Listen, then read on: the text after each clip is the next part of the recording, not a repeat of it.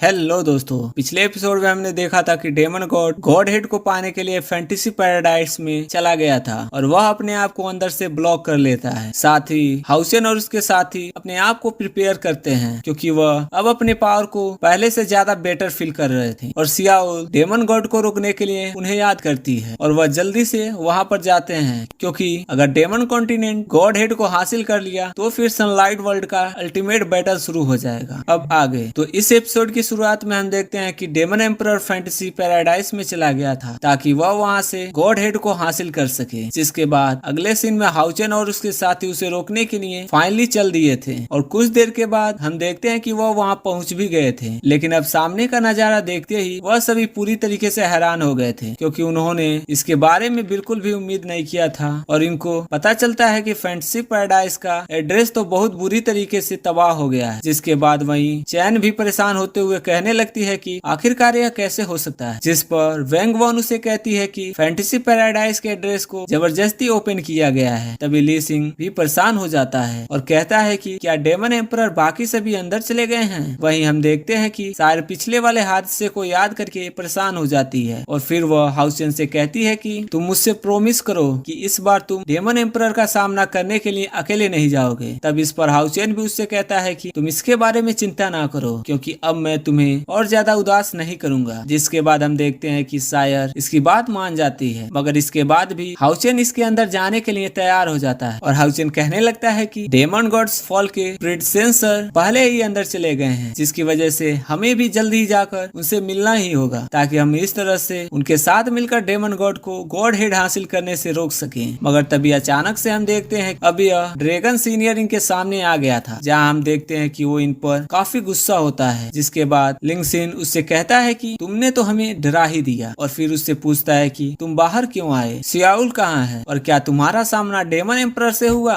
मगर तभी अचानक से हम देखते हैं कि एयर ड्रैगन सीनियर के ऊपर कोई सील एक्टिवेट हो गया था, जिसकी वजह से वो इनके ऊपर गुस्सा हो जाता है और कहने लगता है कि फैंटेसी पैराडाइज के इन्वेडर अब तुम मरने के लिए रेडी हो जाओ। जिसके बाद हम देखते हैं कि हाउसेन अपने सामने डिवाइन सील का यूज करके इसे रोकने के लिए कोशिश करता है, लेकिन इसके बाद भी हम देखते हैं कि वो इसके सामने ज्यादा टाइम के लिए कुछ नहीं कर पाता और अब आखिरकार वे इसके सामने फंस जाते हैं। तभी हम देखते हैं कि एयर ड्रैगन सीनियर ने फिर से इन पर अटैक करना शुरू कर दिया था, जहां पर हमें पता चलता है कि वह असल में इसके सामने डेमन दिखाई दे रहे होते हैं। मगर वहीं हाउचेन भी अब इसके बारे में समझ गया था और कहने लगता है कि इसके ऊपर तो डेमन एम्परर का मार्क है। जिसके बाद वहीं हम देखते हैं कि शायद भी अब इसके बारे में समझ गई थी और कहने लगती है कि शायद इसी वजह से इसका सेल्फ फेंस ब्लॉक हो गया है। तब इस पर हाउसेन कहने लगता है कि हमें जल्द ही एयर ड्रैगन सीनियर को कंट्रोल करना होगा, नहीं तो फिर इसी तरह से वह क्रेजी होता जाएगा और आखिरकार एक्सपल होकर मारा जाएगा। इसके बाद वह सभी से कहने लगता है कि फैल जाओ और कोई भी इसके ऊपर पावरफुल अटैक मत करना। जिसके बाद हम देखते हैं कि वे सभी इसकी बात मानते हुए एयर ड्रैगन सीनियर से दूर कर लेते हैं। तभी इसी बीच हम देखते हैं कि हाउचेन फिर से अपने पावर का यूज करके उसे रोकने के लिए कोशिश करता है, लेकिन फिर भी वह इसके सामने ज्यादा टाइम के लिए कुछ नहीं कर पाता और आखिरकार वे उसके सामने कमजोर पड़ने लगते हैं। अब इस वजह से हम देखते हैं कि लिन इनके सामने फंस गया था और वो इसे अपने पंजे के नीचे दबा लेता है। जिसके बाद हम देखते हैं कि लिन इसे होश में लाने के लिए कोशिश करता है और उसे कहने लगता है कि सीनियर यह मैं हूँ। मगर इसके बाद भी हम देखते हैं वो इसकी कोई बात सुनने वाला नहीं होता है और इसलिए वो इसे मारने के लिए फिर से अपने पावर का यूज करके अटैक कर देता है। लेकिन तभी हम देखते हैं कि शायर उसे बचाने के लिए आ गई थी, जो कि अपने पावर का यूज करके इसके ध्यान को अपनी तरफ मोड़ लेती है। वहीं उधर हम देखते हैं कि हाउचेन को इसके बारे में चिंता होने लगती है, जिस पर शायर कहती है कि मैं ठीक हूँ। इसके बाद हम देखते हैं वह फिर से उसे रोकने के लिए चले जाते हैं, लेकिन एयर ड्रैगन इतना आसानी से शांत होने वाला नहीं होता है और इसलिए हम देखते हैं वह फिर से इन पर अटैक करना शुरू कर देता है। तभी इसी बीच हनी भी अपने पावर का यूज करना शुरू कर देती है ताकि इस तरह से वह इसे कैद कर सके, लेकिन इसके बाद भी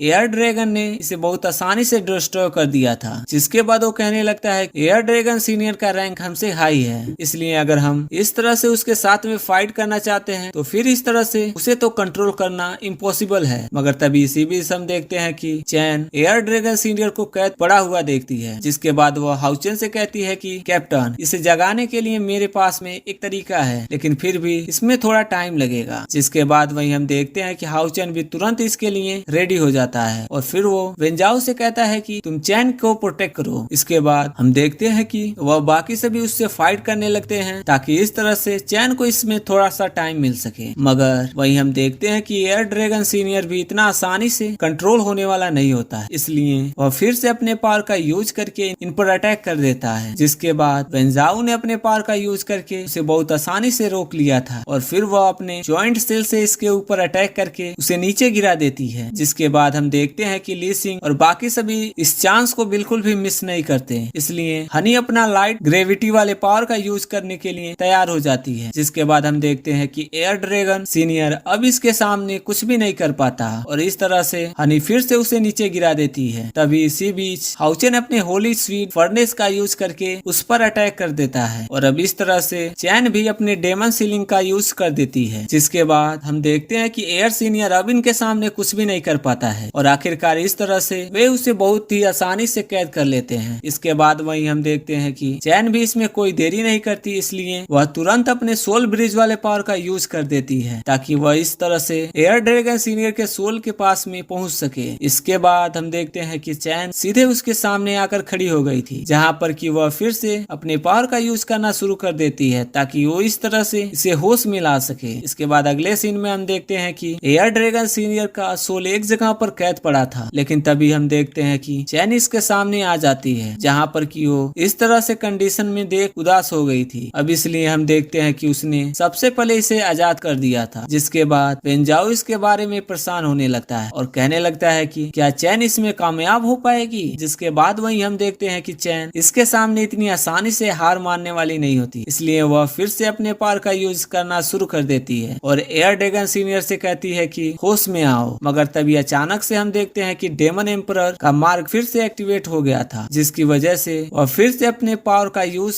करने के लिए रेडी हो जाता है और इसलिए हम देखते हैं कि हाउचेन और बाकी सभी इस बात से काफी हैरान हो जाते हैं, लेकिन इसके बाद भी वह इसे इतनी आसानी से आजाद नहीं होने देना चाहते थे और फिर उसे अपने पावर का यूज करके कैद करने की कोशिश करते हैं। मगर वहीं हम देखते हैं कि चैन भी इतनी आसानी से हार मानने वाली नहीं होती है, इसलिए वह भी अपने पावर का यूज करके पूरी कोशिश करती है और कहती है कि जल्दी से जाग जाओ। इसके बाद भी हम देखते हैं कि वो उसे सियालोई के बारे में पूछने लगती है ताकि इस तरह से वो उसे रेस्क्यू कर सके। जिसके बाद हम देखते हैं कि एयर ड्रैगन सीनियर इसके बारे में याद करने लगता है, लेकिन फिर अचानक से हम देखते हैं कि डेमन एम्परर के मार्ग का पावर फिर से एक्टिवेट हो गया था, जिसकी वजह से वह अपने आप को आजाद करा लेता है। जिसके बाद वहीं हम देखते हैं कि चैन को इसके बारे में चिंता होने लगती है और उसे कहने लगती है कि जल्दी से जाग जाओ। जिसके बाद एयर ड्रैगन केवल इतना कह पाता है सियाओल को बचा लो और फिर इसके बाद हम देखते हैं कि वह बेहोश हो जाता है। जिसके बाद तुरंत वे सभी उसे बचाने के लिए चले जाते हैं और हनी अपने पावर का यूज करके उसे हील करने की कोशिश करती है। मगर इसके बाद भी हम देखते हैं कि सभी उससे फिर से सियाओल के बारे में पूछने लगते हैं और कहने लगते हैं कि वो कहाँ पर है। जिस पर एयर ड्रैगन कहता है कि जल्दी से फैंटेसी पैराडाइज में जाओ। तभी अचानक से हम देखते हैं कि पीछे कोई पावर एक्टिवेट हो गया, जहाँ पर हमें बताया जाता है कि होली डेमन कॉन्टिनेंट में डेमन के आने का 6197वां ईयर्स हो गया है और यह साल में 10वां सीज फायर वाला ईयर है। लेकिन डेमन एम्परर ने अचानक से फैंटेसी पैराडाइज में इन्वेंट कर लिया है ताकि वह इस तरह से गोल्ड हेड को हासिल कर सके। अब इसलिए हम देखते हैं कि उसका एबिशन वर्ल्ड में ट्रांजेंट होने लगता है। जिसके बाद वही हम देखते हैं कि सभी 6 मेजर पास पर इसकी घंटी बज गई थी, इसलिए सभी सोल्जर भी तुरंत इसके लिए रेडी हो जाते हैं। वहीं हम देखते हैं कि 6 वॉल के मास्टर भी इनके लिए पूरी तरीके से रेडी हो जाते हैं ताकि वे इस तरह से 6 मेजर पास को गार्ड कर सके। इसके बाद हमें पता चलता है कि बैटल को सबसे पहले इंसानों के सबसे ताकतवर वाले डेमन हंटिंग ग्रुप ने ज्वाइन किया है, जिसमें कि जीटी ने अपनी टीम को लेकर डेमन क्लाइंट के हार्ट लाइन में चला गया ताकि वह इस तरह से बाकी डेमंस के मूवमेंट के बारे में इन्वेस्टिगेट कर सके। अब इस तरह से हम देखते हैं कि हाउचेन का ग्रुप फैंटेसी पैराडाइज में आ गया था ताकि वह इस तरह से